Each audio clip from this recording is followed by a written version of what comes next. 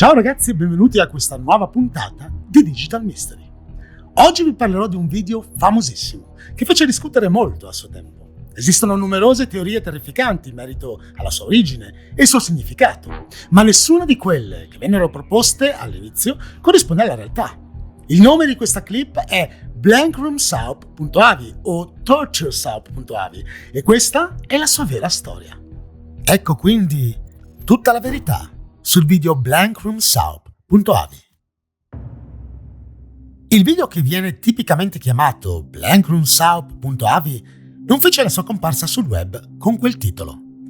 Quando apparve per la prima volta su internet, il suo titolo era Freaky Soup Guy, il ragazzo freaky della zuppa, che onestamente sembra una descrizione più appropriata. Della durata di appena un minuto, presenta un uomo con una canottiera bianca seduto ad un grande tavolo in una stanza vuota, che mangia quella che sembra una ciotola di zuppa con un cucchiaio esageratamente grande.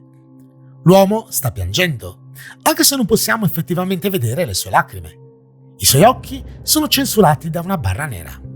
Ad ogni modo, l'uomo che si ciba della zuppa non è di certo l'unico elemento bizzarro nella clip.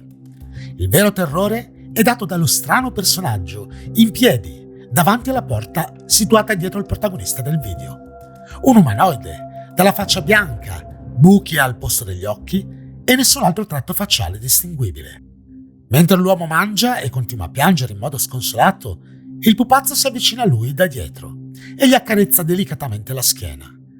A circa 3/4 del video entra in scena un altro personaggio, identico al primo. Anche lui accarezza la schiena dell'uomo. Poi, bruscamente, il video si interrompe. Ora, immaginate la reazione di chi vide questa clip per la prima volta su YouTube. Spaventata e sconcertata, la community sul web iniziò ad investigare la sua provenienza, ma soprattutto il suo significato. Esistono decine di teorie su di esso, che tentano di spiegare cosa sia, chi l'ha fatto e perché esista, ma nessuna delle ipotesi proposte agli esordi risultò essere corretta. Quindi, cosa c'è dietro a blankroomsoup.avi? Perché è così strano? E cosa diavolo significa? Per svelare il suo mistero dobbiamo parlare di arte, di un evento artistico che si svolge ogni anno nei deserti del Nevada e di una delle messe in scena nate insieme a questo evento. Ma soprattutto è necessario parlare di Raymond Percy. Raymond Percy è nato il 17 febbraio del 1975 a Eagle Rock, in California, una zona di Los Angeles situata tra le città di Glendale e Pasadena. Raymond lavora nell'industria cinematografica e televisiva dalla metà degli anni 90. Il suo primo lavoro è consistito nella creazione dello storyboard di uno dei 5 episodi della serie televisiva The Twisted Adventures of Felix the Cat. Dopo Felix the Cat è passato a The Simpsons, in cui ha lavorato soprattutto come disegnatore di personaggi tra il 1996 e il 2003. Ha anche diretto 10 episodi dello show tra il 2005 e il 2010. Nel 1999 ha diretto il video musicale per la canzone degli Squirrel Nut Zippers, Ghost of Stephen Foster, che ha guadagnato numerosi riconoscimenti sia a livello nazionale che internazionale.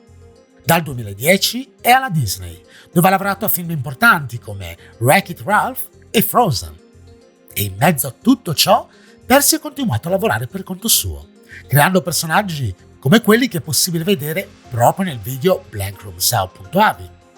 Il loro nome, come duo, è Ray Ray. Come molti artisti, Percy è sempre stato abituato a plasmare e sfogare sulla carta le sue emozioni, e gli scarabocchi che ne derivano riflettono spesso il modo in cui vede il mondo o il proprio essere. Questo è il caso dei Ray Ray. In origine erano una rappresentazione di come Percy vede se stesso. Nascono da un mix di inibizione, un senso di alienazione e un bisogno radicato di intrattenere, secondo la biografia ufficiale dei personaggi.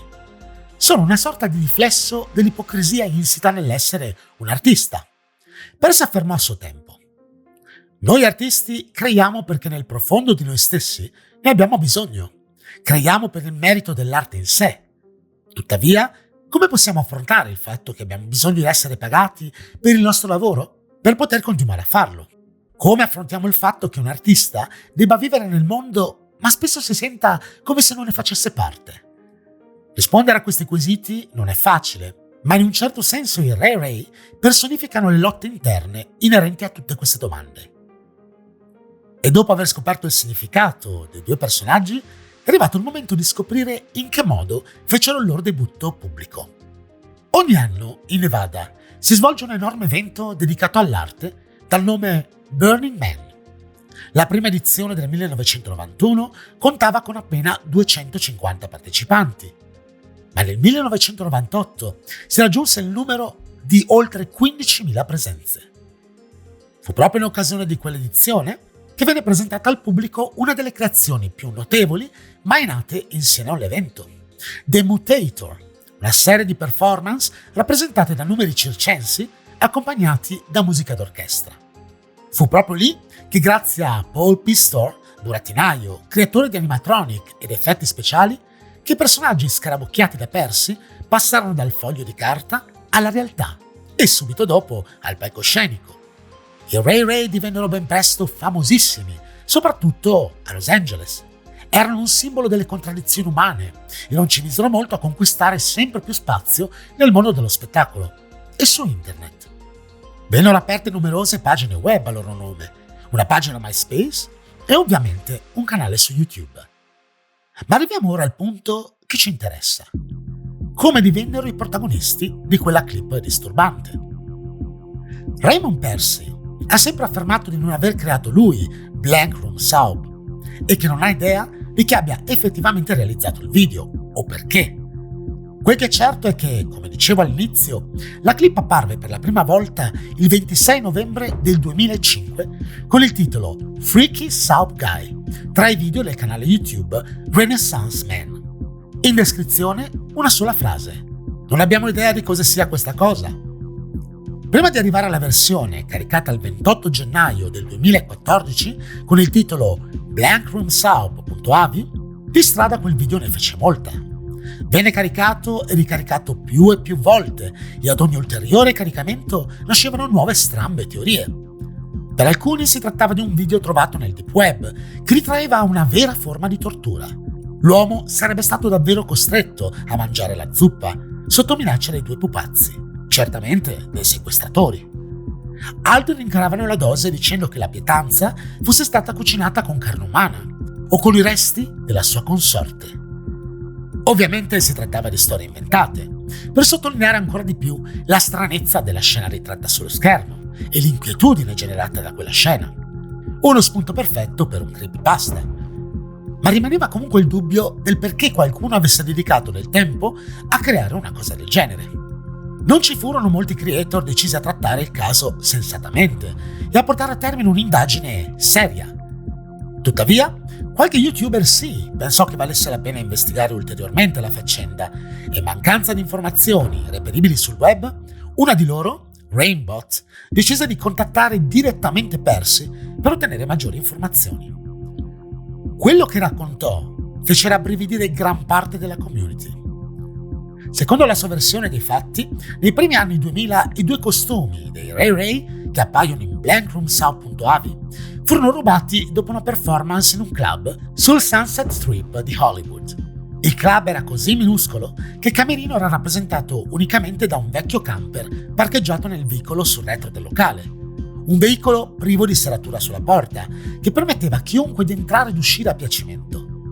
Terminato lo show e ritornati nel camper, si è reso conto che i costumi dei Ray Ray erano spariti.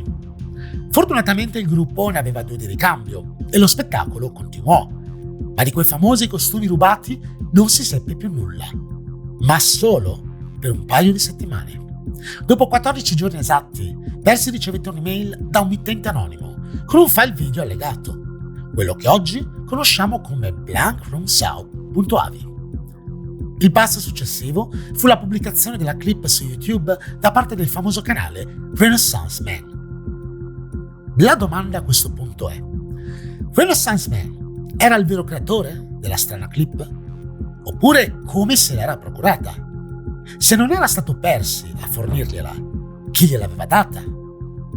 E fu grazie allo sforzo investigativo della community sul web, ormai appassionata al mistero dell'uomo della zuppa, che si scoprì un dettaglio molto importante.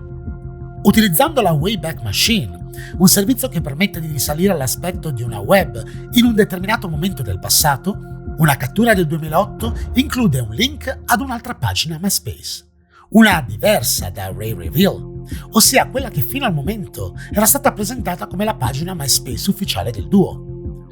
Il nome di questo ulteriore profilo è Ray Ray Space.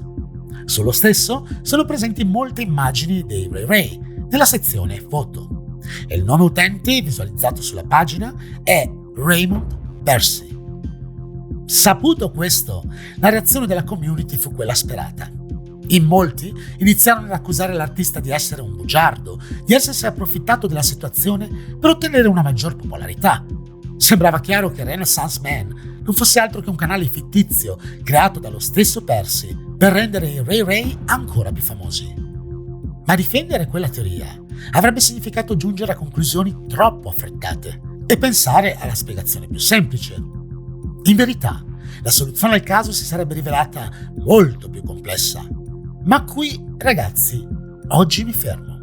Domenica prossima, il caso di blankroomsoup.avi prenderà una svolta inaspettata che ci farà penetrare ancora più a fondo nella tana del bianconiglio. Se volete saperne di più, non perdetevi l'appuntamento di domenica. Un abbraccio a tutti, ragazzi.